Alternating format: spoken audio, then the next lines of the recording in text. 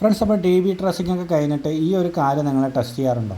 കാരണം എർത്തും ന്യൂട്രും തമ്മിൽ എത്ര വോൾട്ടേജ് കിട്ടുന്നുണ്ട് എന്നുള്ളത് നിങ്ങളൊന്ന് ചെക്ക് ചെയ്ത് നോക്കുക കേട്ടോ. ഇവിടെ ഞാൻ ചെക്ക് ചെയ്യാനായിട്ട് മൾട്ടിമീറ്റർ നമ്മൾ AC 600 വോൾട്ടേജ് കിട്ടിയിട്ടുണ്ട്. അതിൽ ഒരു വയർ ഫേസ് വയർ നമ്മൾ നേരെ എർത്തിലേക്ക് കൊടുത്തിട്ടുണ്ട് കേട്ടോ.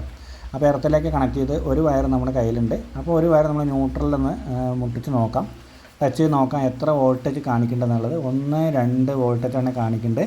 5 വോൾട്ടിന് താഴെ ആണ് നമുക്ക് എപ്പോഴും എർത്ത് വോൾട്ടേജ് കാണിക്കേണ്ടത് കേട്ടോ. 3 വോൾട്ടിൻ്റെ താഴെയാണ് കാണിക്കേണ്ടതെന്നാണ് സ്റ്റാൻഡേർഡ് പറയുന്നത്.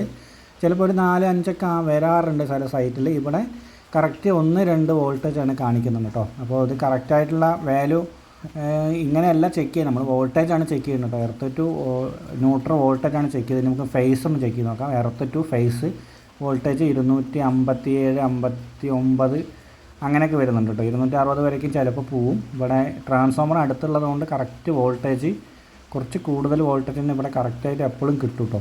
ഇവിടെ ന്യൂട്രൽ ടു എർത്ത് വോൾട്ടേജ് 1-2 കാണിക്കുന്നത് കേട്ടോ. അപ്പോൾ എർത്തിനൊന്നും ഒരു പ്രശ്നവും കാണുന്നില്ല. അപ്പോൾ ഇവിടെ DB ട്രസ്സിംഗ് കഴിഞ്ഞ് നമ്മൾ ചാർജിങ് ഒക്കെ ചെയ്തിട്ടുണ്ട്. ലോഡിലാണ് കിടക്കുന്ന ലൈന്, കണ്ട ലൈറ്റൊക്കെ കത്തുന്നുണ്ട്. അപ്പോൾ ഇത്രയും കാര്യമാണ് നമ്മളിവിടെ ചെക്ക്